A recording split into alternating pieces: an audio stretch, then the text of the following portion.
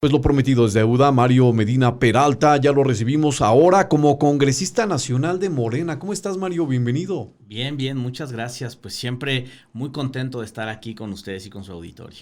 Y un auditorio que ha estado pidiendo, he de decirte, la expresión de Morena. De hecho, hicimos una dinámica, me parece que hace 2 o 3 días, en donde le preguntábamos a la audiencia a través del 722-615-1215 a quién quieren que traigamos de invitados y a quién podíamos invitar para que ellos se sientan también bien atendidos y que escuchen las voces que quieren escuchar.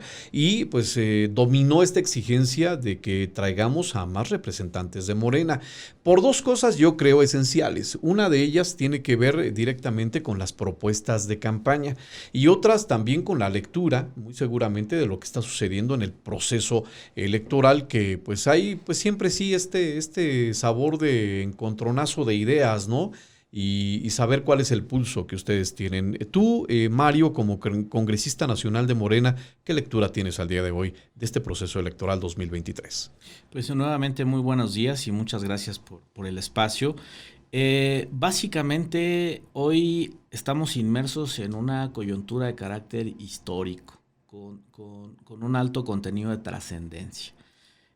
Vamos a ser testigos del fin de un régimen, Uh-huh. casi 100 años con un estilo, con una forma, con una cultura, con una generación de la política más oscura que se ha vivido no solamente en la entidad, sino incluso en el país. ¿Te refieres al PRI? Por supuesto, por supuesto, por supuesto. ¿El PRI le ha hecho daño al Estado de México? En demasía y sobre todo las mujeres y hombres que han estado al frente de esas siglas, ¿no? Porque hay nombres y apellidos, Uh-huh. ¿no? Hay responsables directos. Aquí nace la tesis del político pobre político, ¿no? Aquí surge la idea de hacer de la política un instrumento de enriquecimiento. Aquí es donde se enquista, se aprende y se transmite que la corrupción es una forma de gobierno. Claro que nos ha hecho daño, no es casual no solamente ser el estado con mayor población, sino con mayor desigualdad. En el Estado de México somos mucho más las personas que vivimos en alguna condición de pobreza que los pocos que tienen el privilegio de satisfacer todas sus necesidades y un poquito más, ¿no? Y en los temas que me digas, en la cobertura, en temas como la salud, como la educación pública, yo diría, por ejemplo, la vivienda social Uh-huh. es un mito en el Estado de México. No hay un solo instrumento que nos permita acceder a un programa de vivienda social. El Estado de México fue el gran laboratorio de la especulación inmobiliaria, de lucrar con el derecho a la vivienda. Y ahí está, ¿no? La zona conurbada de la Ciudad de México, Tecámac, el propio Ecatepec, esa parte impulsada y detonada por estos personajes vulgares y corruptos de los que yo me refiero. Ahí te Uh-huh. cito solamente un nombre, Aarón Urbina, ¿no? Sí. El principal especulador inmobiliario que lejos de estar en la cárcel, ¿sabes dónde está ahorita? ¿En dónde está Mario? Promoviendo a Alejandra del Moral y al PRI. ¿Por qué? Porque cree en el nacionalismo revolucionario, porque es un hombre convencido de la justicia social. No, porque es un aparato de corrupción que tiene hoy la necesidad de sostener su modus operandi delictivo. Uh-huh. Entonces, dentro de este discurso que está manejando el bloque del PRI, PAN, PRD, Nueva Alianza, de ser valientes y proteger al Estado de México, ¿qué lectura se le da desde Morena? Pues es más de lo mismo, ¿no? Uh-huh. Yo decía, tristemente, creo que yo no niego la buena intención de más de un priista que quisiera de nuevo una oportunidad para hacer bien las cosas. Eso no lo pongo en tela de juicio. Lo que no podemos dejar de analizar, ni siquiera es la figura de Alejandra del Moral. Porque Alejandra del Moral a mí me parece una político experimentada, con una trayectoria, que se pone al frente de la agenda de las mujeres de su partido. Uh-huh. Y claro que se ocupa ser valiente para tomar la determinación de encabezar la parte más oscura de lo que ella representa. Porque el gran problema de Alejandra del Moral no es ella, es lo que representa, los intereses que están atrás de ella, ¿no? ¿Quiénes? Volvemos a los nombres y apellidos: Enrique Peña Nieto, Videgaray, Luis Miranda Nava, Arturo Montiel Rojas, Erubiel Ávila Villegas, ¿no? El propio Alfredo del Mazo, que hoy habrá que decir que Alfredo del Mazo ha tomado la decisión de apoyar la campaña bajo el agua. No ha permitido exhibirse públicamente como en otros momentos. Hoy despidieron, hicieron renunciar al de comunicación social, ¿no? Por tener ahí una intención de volver a esos esquemas de apoyos gubernamentales directamente sobre la campaña, y le costó el puesto, ¿no? Sí, le costó el puesto en ese estilo falso del quehacer político, ¿no? Del Mazo quiere... Acuérdate que este gobierno, que afortunadamente está a punto de terminar, fue el gobierno de la coreografía, del escenario, de la farsa. Había que fingir y hacer creer que se hacía, que se decía, que se podía. Y el Estado de México hoy devastado. Ni olvidado. Se hizo, ni se pudo, ni absolutamente ni nada. Se quiso. Ni se quiso, ¿no? Y entonces, en esa lógica, ¿no? El gobernador que será recordado más como un buen prototipo de muñeco de cera, ¿no? Que como un gobernador estadista y que se puso al frente de la necesidad de los problemas del Estado de México, pues juega al institucional, al respetuoso, despide a uno de sus colaboradores, que inmediatamente se fue a incorporar a la campaña de Alejandra El Moral y que sigue operando para dicha campaña, ¿no? Está en su libertad de hacerlo, por supuesto. Lo que no es correcto es el manejo del salario rosa, por ejemplo. Hoy el salario rosa está siendo encausado y condicionado para ser el último bastión de votos priistas en esta elección. Pero afortunadamente la ciudadanía hoy va un paso adelante, ¿no? El licenciado Andrés Manuel López Obrador no se equivoca cuando él refiere que el pueblo es sabio y que el pueblo sabe tomar decisiones, y en el Estado de México ya hay una determinación. ¿Cuál es? Que inicie la transformación mexiquense. El Estado de México tendrá por primera vez una mujer frente a la gubernatura. Eso ya lo habíamos platicado en cierto momento, Mario. Las condiciones han trascendido desde ese instante, y hoy más que nunca podemos avisorar un Estado de México que está entrando en una etapa por sí mismo histórica, pero también de alta exigencia ciudadana. ¿A qué me refiero, Mario? A que el ciudadano hoy tiene que ser más que nunca responsable en la ejecución, no solamente de su voto y de su derecho electoral, sino también de la exigencia a su nueva etapa gubernamental. El Estado de México tendrá que ser por sí mismo entonces ejemplo para el resto de la República, ¿no será así?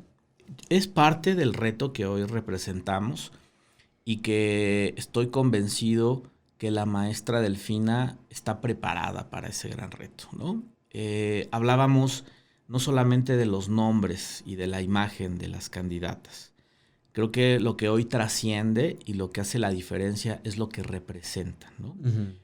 Incluso hoy mismo, hace unos días, reitero, ¿no? Yo, como muchos mexicanos, trato siempre de estar al pendiente de las conferencias de prensa del presidente todos los días.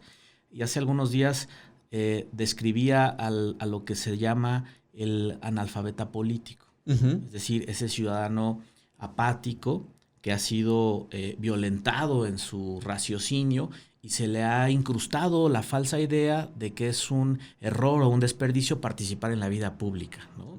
Y eso es lo que le ha hecho mucho daño a este país. Por eso hoy, frente a estos retos que tenemos, habrá que resaltar y sentirse orgulloso que por primera vez vamos a tener una gobernadora auténtica, una mujer de a de veras, una mujer de origen humilde, hija de un maestro albañil, formada en una universidad pública, forjada en el servicio público, en uno de los eslabones que más le han quedado a deber a este país, que es la educación, ¿no?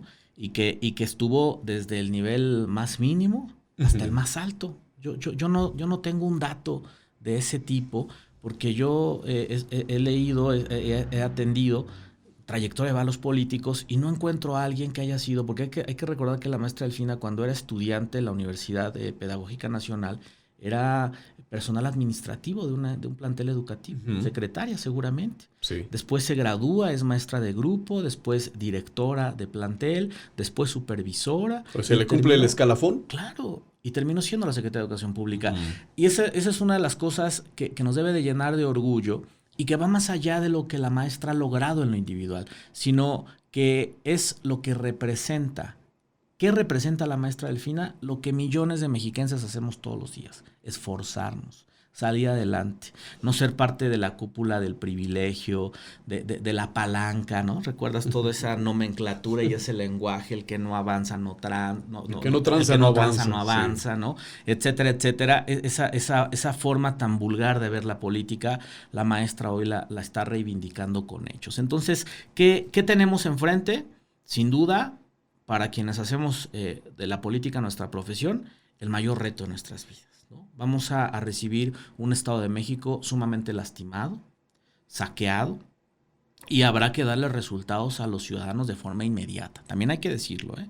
El ciudadano hoy quiere transformación real, quiere respuestas, quiere que se acote la corrupción, que se garantice la impartición de justicia, que haya acceso a la salud, a la educación, ¿no? Y los retos no son menores. Son muchos, sin lugar a dudas, sobre todo cuando hablamos de este marco histórico en el que el Estado de México se está incrustando, justamente. Las propuestas, más allá de quienes respaldan a cada una de las aspirantes, las propuestas son por sí mismas de bastante peso. ¿Por qué consideras que las propuestas hoy por hoy de Morena son las más viables, Mario? Sobre todo porque son la antítesis de lo que no funciona. Uh-huh. Reitero, fue en el Estado de México donde se perfeccionó lo que yo llamo el estado de corrupción, ¿no? Es decir, todo ese aparato burocrático que se implementó y se diseñó para saquear las arcas públicas en beneficio de unos cuantos, ¿no? Y en muchos sentidos, por ejemplo, la falsa política social de los gobiernos neoliberales y en este caso de los últimos gobiernos priistas fueron diseñadas no como instrumentos para combatir el rezago o la desigualdad o la pobreza, ¿no? Fueron instrumentos o son instrumentos vulgarmente electoreros. El salario rosa, por ejemplo, no tiene ningún otro objetivo que no sea consolidar una clientela electoral. Desafortunadamente, el salario rosa no se implementa como un instrumento que contribuya al empoderamiento de las mujeres mexiquenses. No responde a eso. No es más que una clientela. ¿Y qué plantea la cuarta transformación en la política social? Un concepto que les molesta mucho a los conservadores, a la derecha, que se llama universalidad.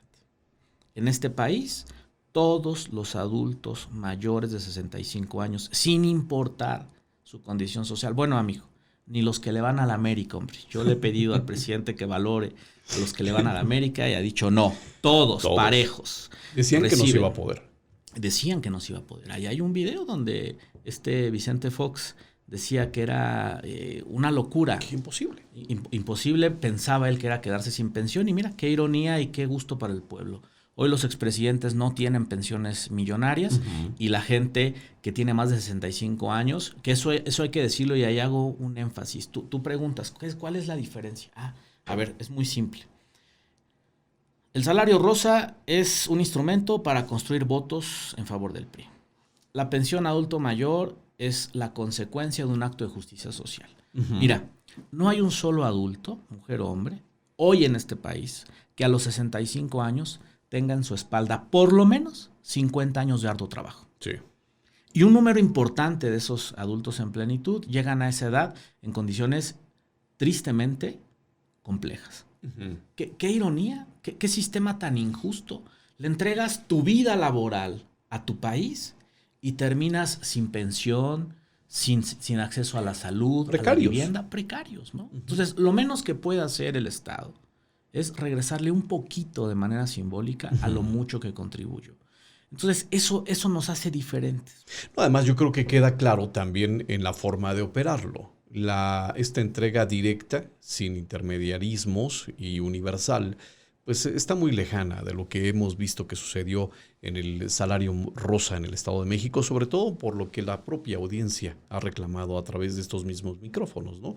Intermediarios que piden el cochupo, que piden para el manejo de las copias 200, 300 pesos, cuentas incompletas, presiones, también pues amenazas de quitarles esa clientela de la que bien señalas. Se nota, se ve, y eso evidentemente lo percibe hoy El Ciudadano, que de hecho te preguntan, Mario, me gustaría preguntarle al invitado si la maestra Delfina va a venir a desfalcar a todo el Estado de México, como lo hizo en Texcoco o como lo hizo con la SEP. Así dicen. Sí, es parte de la propaganda negra, ¿no? Uh-huh. La maestra Delfina, a diferencia de muchos políticos, es una mujer pulcra en su actuar, ¿no? El tema de Texcoco responde a una lógica muy particular, muy peculiar, en donde incluso ya fue juzgado, uh-huh, y la maestra Delfina no fue responsable de ningún tipo de los No actos. hubo acto de corrupción. En lo absoluto, ¿no? En lo absoluto.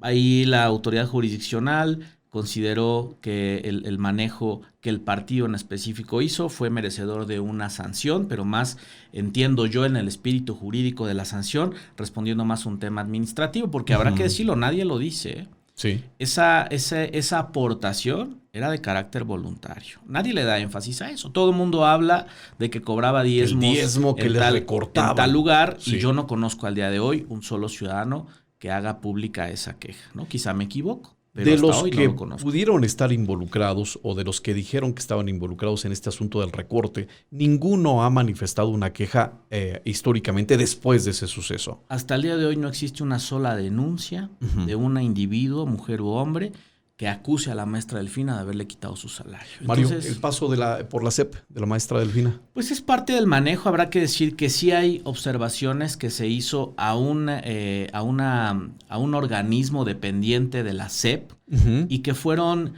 observaciones en función a cantidades específicas que, por cierto, fueron solventadas, ¿no? Hay un tema interesante. Dicen que las mentiras, más bien las verdades a medias terminan siendo mentiras completas, ¿no? Uh-huh. Sí dicen que hubo X número de observaciones, pero nadie le ha dado seguimiento. O al menos, curiosamente, nadie difunde el seguimiento. Esas observaciones de esas cantidades que en algún momento pudieran parecer escandalosas, fueron debidamente solventadas. Además, observaciones como en cualquier órgano o dependencia, ¿no? Este término de observación tiene que ver con un proceso administrativo de seguimiento económico que tendrá que solventarse, que finalmente, como bien lo señalas, se solventaron, Mario. Dentro de las observaciones también y de las preguntas del auditorio, que si va a haber seguimiento y acompañamiento para las personas con algún tipo de discapacidad. ¿Hay propuesta de la maestra en ese sentido? Por supuesto. Primero, yo quiero aprovechar para que las personas que nos están escuchando, sobre todo las mujeres, yo sé que hay una gran audiencia en el norte de nuestro estado, a esta estación, que nos quedemos muy tranquilos, porque el salario rosa se va a transformar. Va a permanecer. Va a permanecer y se va a convertir en el programa de Mujeres por el Bienestar, ¿no? Uh-huh. Y bastará solamente mostrar tu credencial del salario rosa con tu comprobante de apoyo que recibías para que formes parte del nuevo programa. A esos priistas desesperados que andan diciéndole a las compañeras, a las vecinas, a las mexiquenses que si no votan por el PRI el salario rosa va a desaparecer, es mentira. Y no tienen por qué apuntarse en ninguna lista, ni tienen por qué sentirse intranquilas. Sobra y basta que en su momento del gobierno de la Cuarta Transformación encabezada por la maestra Delfina se acerquen a lo que seguramente será la Secretaría del Bienestar uh-huh, con su tarjeta en mano de lo que era el salario rosa. Es decir, yo ya era beneficiario. Exactamente. Es el único requisito y la maestra ha sido enfática. Ese programa no solamente se mantiene, se va a mejorar y se va a aperturar, porque uh-huh, no puede ser solamente direccionado a una minoría bajo un condicionamiento partidista. Eso en los gobiernos de Morena se acabó. La política social es para todos, incluso para los propios opositores de Morena, que creo que esa es una de las grandes aportaciones de la Cuarta Transformación. Hoy podrán no gustarnos las críticas que se nos hacen, pero ¿cuándo habíamos vivido una situación como esta? Eso es de celebrarse. Uh-huh. Yo a veces, ¿qué le pido a la oposición? A quienes nos gusta debatir fuerte y con argumentos, pues que lean un poquito y se preparen. Pero no nos cerremos a ningún tipo de crítica. El gobierno está para eso, para estar permanentemente en el escrutinio de la ciudadanía y para ser evaluado en todo momento y en todo lugar. De eso se trata, finalmente es lo que hemos entendido. Y también dentro del 722-615-1215, Nos escriben, Mario, te lo hago extensivo, es favor. en tiempo real. Hola, buenos días. Si gana Delfina, ¿harán algo con la empresa Bionatur que altera el ciclo de la lluvia? Esto en el norte hay mucha crítica, mucha preocupación. Los productores locales han insistido en que hay una alteración del ciclo de la lluvia en aquella región y que insisten en que el gobierno del estado actualmente no los atiende. ¿Tienes algo al respecto, Mario? Sí, fíjate que cada ciclo agrícola es más recurrente, ¿no? Hay quien sostiene que hay avionetas, que hay cañones que sueltan ciertas sustancias para inhibir la lluvia. Hay incluso quienes dicen que la tecnología de esa empresa respecto a sus invernaderos es una especie de cristal templado que los sobreexpone a una granizada o a fuertes lluvias, Sí. y que son de las cosas que se originan. Y hasta donde yo entiendo, la maestra ha estado planteando la necesidad de regular y darnos certeza. Bionatur va a ser una empresa que seguirá funcionando, sí y solo sí, apegada a la ley. Uh-huh. Eso hay que tenerlo claro, porque efectivamente es una zona que la lluvia llega tarde. Sí. Se ha estado retrasando en los últimos años y para desfortuna de los que tenemos las dudas, ha llegado a haber movilizaciones donde se cierra incluso la autopista, Sí. y a los 2-3 días llueve. Curiosamente. ¿No? Curiosamente, entonces claro que hay mucho más incertidumbre que certidumbre, y la maestra ha sido enfática, se acabaron los privilegios, porque habrá que decir el origen y el vínculo de esa empresa. Esa empresa forma parte del grupo Yusa, de los Alejo Peralta, uno de los brazos económicos que siempre han acompañado en los negocios gubernamentales al grupo Atlacomulco. Dentro del 722-615-1215, quisiéramos los floricultores de San Lorenzo Tlacotepec poder platicar con la maestra Delfina si Mario Medina pudiera hacer un vínculo para poder hacer este acercamiento. Los floricultores de San Lorenzo Tlacotepec, Mario. Correcto. Miren, yo les comparto con mucho gusto, si me hacen favor, en las redes sociales, Mario Medina Toluca, en Facebook en específico, estoy compartiendo permanentemente la agenda de la maestra. Y si no me equivoco, en unos 10 días aproximadamente vamos a tener un foro en Atlacomulco. Uh-huh. Yo, si me lo permites, con mucho gusto me comprometo a extender la invitación, ya Gracias. Precisando el lugar, la hora, el día. Con todos los detalles. Y habrá en algún momento un tema particular que aborde el tema del campo, ¿no? Excelente. Entonces yo me comprometo con mucho gusto a hacerles la cordial invitación. Dicen que, otra pregunta, eso no lo ha dicho en su campaña, sería bueno que lo expusiera para conocer más sobre la solución de Bionatur. Bueno, pues ha sido muy concreto Mario Medina. Buenos días, Alejandro, ojalá lo que están diciendo tu invitado se cumpla, pues para todos los apoyos son para personas muy seleccionadas, no la reciben quien más lo necesita, lo que comentas, Mario. Sí, ¿no? Es correcto. Este descontento, este nerviosismo social. Hay que decirlo como es. Hoy las y los mexiquenses andamos encabronados. No creemos en nada ni en nadie, porque nos han lastimado, maltratado y engañado, ¿no? ¿Qué es lo que yo le pido a esos ciudadanos? Que además es un cúmulo de sentimientos y de emociones, porque estamos lastimados, estamos agraviados, pero también tenemos la necesidad de creer, cabrón. Queremos esperanza. Por favor, no vayan a salir igual, porque entonces, ¿qué sigue, cabrón? Sí. ¿No? Si esto no funciona, entonces, ¿qué va a funcionar? ¿Qué va a funcionar? Yo ahí que he planteado la calidad moral de la maestra Delfina. La maestra Delfina es una mujer de trabajo, que se debe a su trabajo, a su trayectoria. Es una mujer que le ha entregado su vida a la vida pública desde que tomó la responsabilidad en la presidencia municipal de Texcoco. Uh-huh. Ha tenido la fortuna de estar atendiendo el encargo, incluso por encima del cargo. Que eso pareciera un juego de palabras, pero tiene un alto sentido. Pues sí. El cargo no es más que la referencia de lo que se supone que eres. Y no necesariamente quien tiene el cargo cumple con el encargo. La maestra Delfina ha sido muy enfática con quienes la acompañamos hoy en este esfuerzo, en señalar que ella no trae varitas mágicas, sí, y que ella pondrá la voluntad, la disposición, pero que necesita de un equipo profesional y comprometido. Entonces, cuando te enfrentas a un político que rompe los paradigmas impuestos, porque hay que recordar que el político mexiquense priista, tú lo sabes mejor que nadie, todo sabe, todo puede, todo resuelve, tiene una extraordinaria retórica, es un gran orador, ¿no?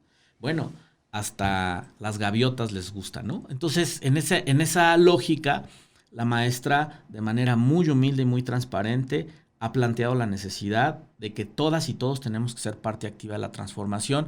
Por eso creo que no estamos exentos de errores, yo también lo quiero advertir, pero sí hay que ser muy enérgicos y muy duros con malos resultados o con malos manejos.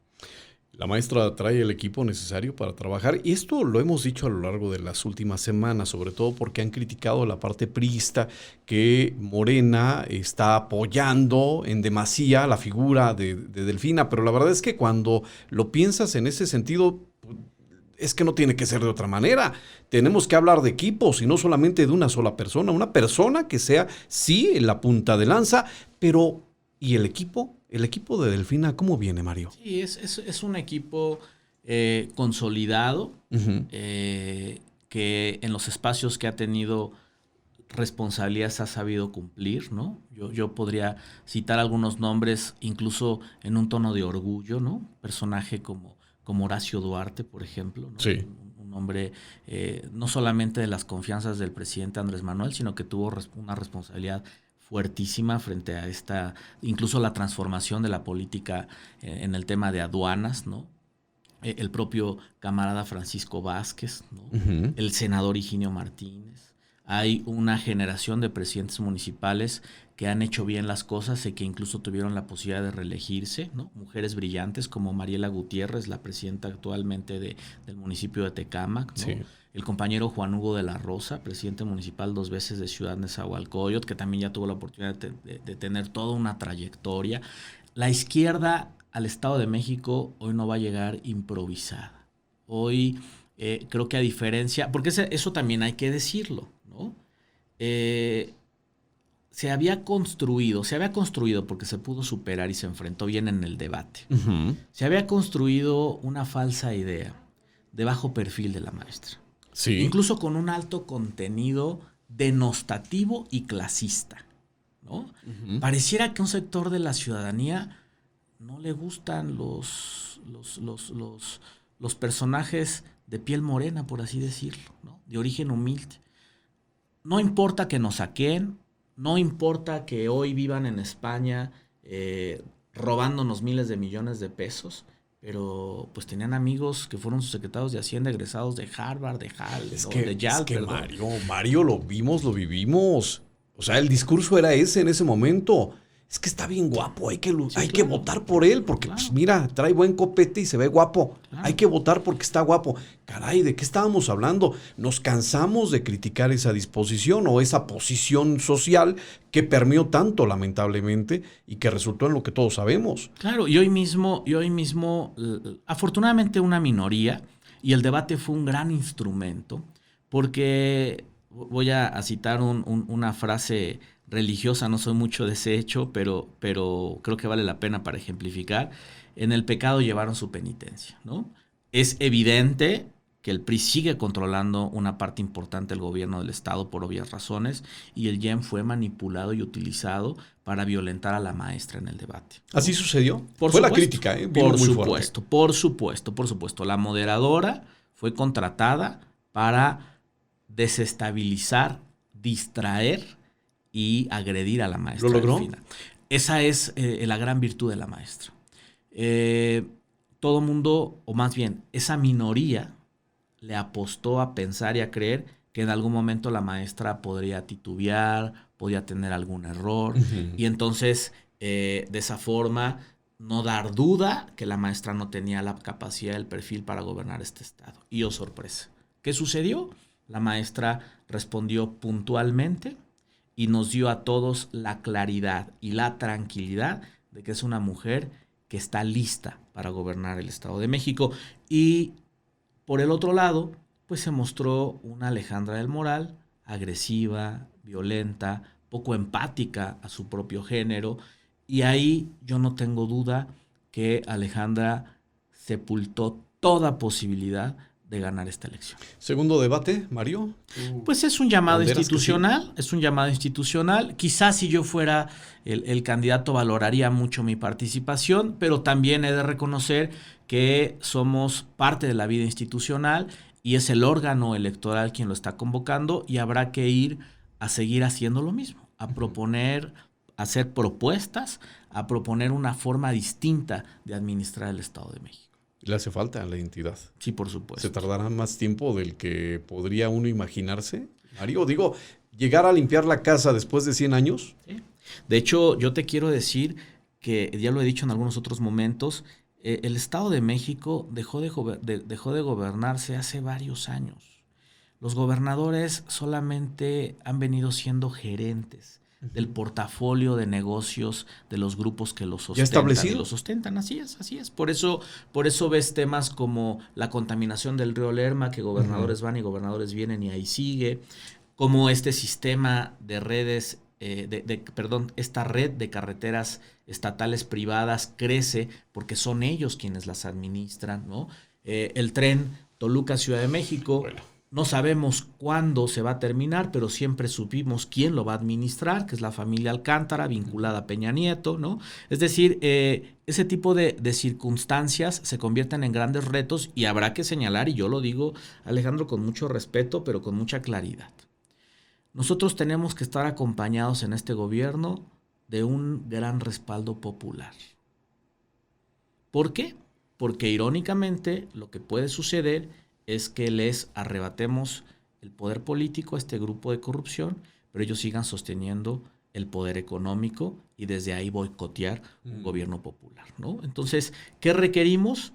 El respaldo mayoritario de la gente para que quienes hicieron sus fortunas con dinero mal habido les quede claro que el recurso y el dinero del pueblo mexiquenses es para el pueblo mexiquense, no para seguir enriqueciendo ellos a costa de los impuestos de las y los ciudadanos.